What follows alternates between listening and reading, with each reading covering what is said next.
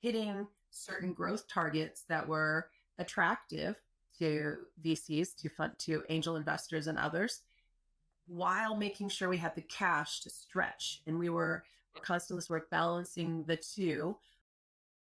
Yeah, I love that plan A, B, C, D, because we used to have a plan A and kind of a loose plan B. And a lot of the work that we did as accountants and supporting our clients was geared around hitting certain growth targets that were attractive to VCs, to angel investors and others, while making sure we had the cash to stretch. And we were constantly sort of balancing the two, of course, working closely to make sure that we don't let a lot of time go by with any false starts on some of the revenue generating initiatives or hires. But it's a tenuous kind of thing to try to navigate those two things. It seems to me a lot of that has in some ways loosened up, and in other ways the money's harder to get.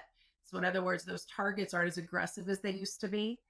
But when you are hitting these more refined or I guess more favorable targets that have adjusted for all of these things that have happened, it's harder to find the VCs that are willing to invest. And it isn't even always the traditional players. It isn't always East Coast, West Coast. There are a lot of great VCs and local markets that are also looking nationwide.